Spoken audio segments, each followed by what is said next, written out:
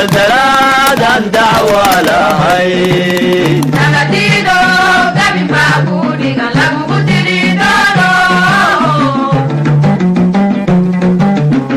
inkastoo jiliinka filimada ay sameeyaan argagixisada looga dayday shirkadaha Hollywood iyo Bollywood iyo shakhsiyaadka caanka ku ah filimada qatarta ah ee dilka iyo dabagalka ee lagu xayeysiiyo dal ama shirkad gaar ah haddana waa uu isku jeedo loo raro kooxan dawli ahayn shirkadda duubista waxay ku imaaday cabsigelin ayaa la soo bandhigay in dadka argagax geliyo la soo xasamay marka waxa jirto ajalad loo macadar fasharid bihi man qalfan wasocta ila ay qaybta sideedad aad mariso koow laba helaysan dad daraysan koow la soo saar 2 3 4 marka fasharid bihi ma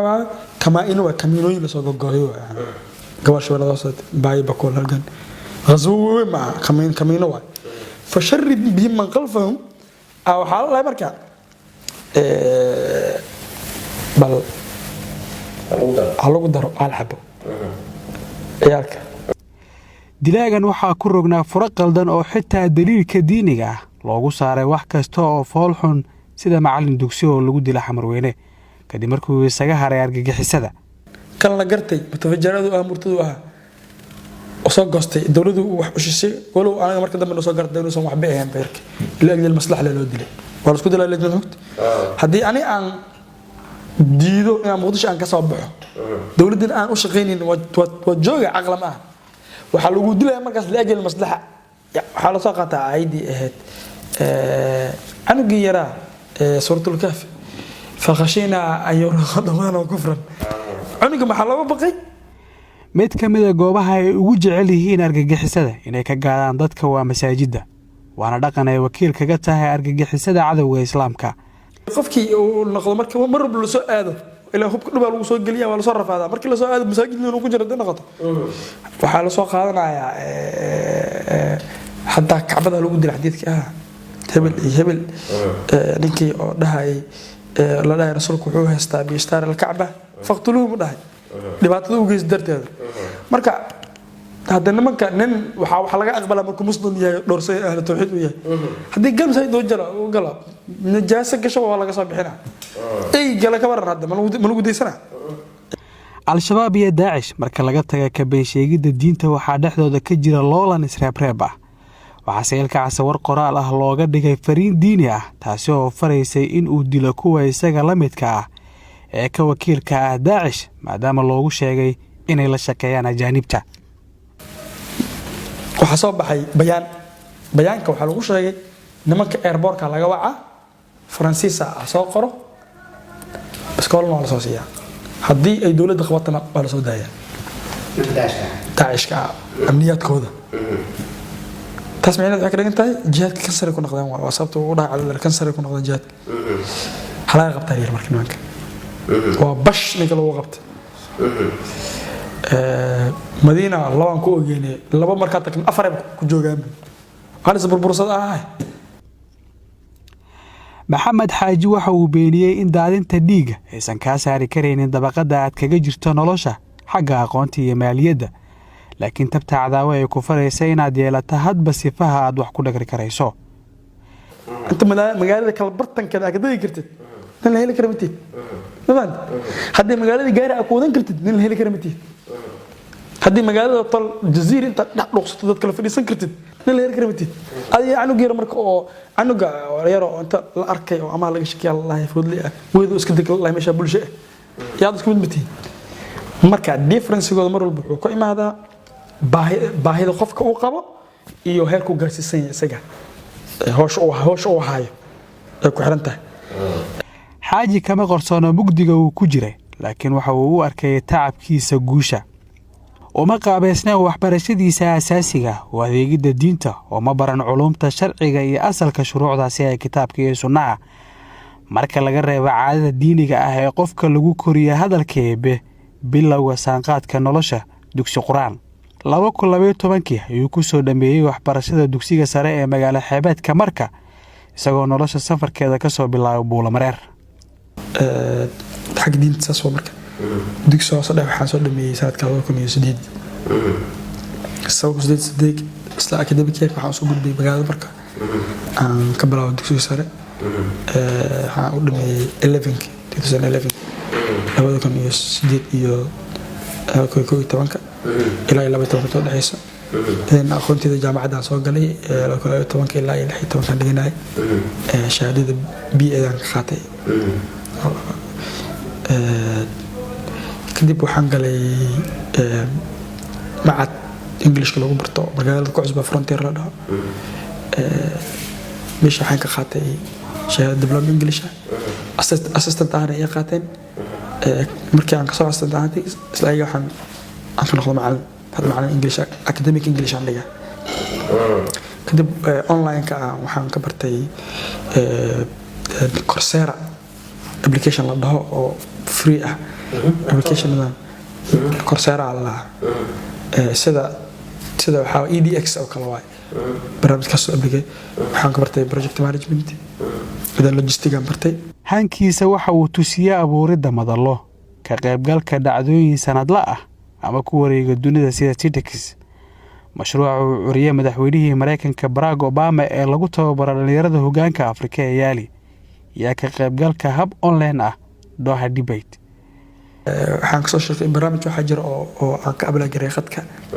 oo isoo baxay laakiin aan bixin xanuunsaday Yali network dhalinyarada Afrika barnaamij oo Barack Obama soo aasaasay oo Afrikada loo capacity building looga sameeyay free speech waxaan sameeyay forum oo madaxan ka ah oo ilaa mar dhow xataa mar dhow iska dhaafay forum waay Frontier waxa la adduunka ku kari kartaa public speaking forum waxa looga hadlaa free speech ka xorriyadda qowlka waxa looga hadlaa debate iyo discussion English ku baxa aan Soomaali ahayn waxaan ku xirmay barnaamij la Doha Debates oo Doha laga qaban jiray. kala doorashada rabitaankaaga iyo aqbalaadda xaaladda aad ku jirto ayuu u diyaarsanaa macalinkan fursadaha dunida ay leedahay. environmental study أول كهرة intelligence واحد من ربي لكن اللي جسورة عندي ذي مصدر دانك دياري كده برنامج واحد أو UN كاتو حسي climate change الله global warming لو هذا حس هذا أطلع حسي برنامج حصل عقل عليه ده كي هذا عن أساس أوجل مسترك. haddaba ogow dilaagan tusaale oo ma ahan hogaamiyayaasha Al-Qaa'ida ee jooga jasiiradda Carabta buuraha Afghanistan Shiishaan Afrika bartamaheeda ama waqooyigeeda xitaa oo ma ahan tusaale kuwa dhuumaaleysanaya ee Soomaalida sida Axmed Diiriye magacayga ku soo gala adxaaj ma yaad fikradii aan ka hadlaa bas siyaasiyiinta dhan afalowi ah kararmaan iyo safgaraad iyo waxa dadkaas oo dhan dad waxa jir aad aan u jeclahay oo سياسيين ساني بنريس كمدا إليزابيث وارن نكان الله وهذا لو دي الجزيرة خدتها أبفرونت أرجعنا دي ميدا حسن وحسن فلوي مركب أحمد محمد هاشم ومجلس عساف قرشدو يها عرب وحولها الدجال وكجا مذا جمعها شرعية سيدا إزدبالسكا سور قاده ياردينما وكجتها كلبر سنة جامعاتك وأودي أنت الدبلومة لكن جامعه سكما دورين دادين تديجا wiil kale saddexdeen markii inta lagu soo dawacay wuxuu fadhiyay maqaayad ku taalo isgooska waa beri isgooska shaqaalaha wuxuu fadhiyay meesha laga soo dawracay hadin ayadana markaadna oo seminaarka maadal sheegay Talyaani ma sarkaal waxa حافظ صوغ الحافظ يعني كرسو دوغان مركي تاسان سالم سعيد محمد ومجلس عساف قرشدو يها سلمان إساقا وحا uu ahaa kooxdan madaxa gaadiidka iyo sahayda sidaas oo ay taana uma haysta dambi inuu dhameystiro kuwa loo naafeeyay waxa uu sajiliinkiisa ku soo xiray inay ciyaar ka ahayd oo aysan diin ku qaldin argagixisada aniga waa kamid ah laakiin aqeed ahaan kama mid ahayn maanta ayaa ugu dambeyn saddexdan lagu fuliyay xukunkii ay hore ugu xukumeen heerarka maxkamadda ciidamada qalabka sida uu fagaaraha barxadda iskool Buliisiya uga sheegay warbaahinta jenaraal cabdulaahi buule kamey xeer ilaaliyaha guud ee ciidamada qalabka sida. bismillaah. taariikhdu markay ahayd 31 bishii 12 2019 waxaa maxkamadda darajada koowaad ciidamada qalabka sida u fariisatay dacwad ciqaabeedkii loo haystay eedaysanayaasha kale ah: 1 maxamed xaaji axmed ilka case 27 jir ah, ina faadumo cumar xasan ku dhashay shabeellada hoose. 2 saalim siciid maxamed salmaan 27 jir ah, ina leylo xasan cumar ku dhashay shabeellada hoose. 3 axmed maxamed haashim carab 26 jir ah, ina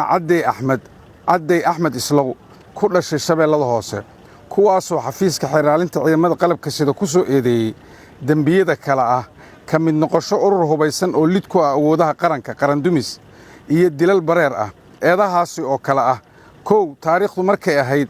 10kii bishii 8 2016 marxuum cumar maxamed abiikir. 2 marxuum sarreeye guuto bool ismaaciil axmed ismaaciil makayaalow taariikhdu markay 28kii bishii 10 2016. 3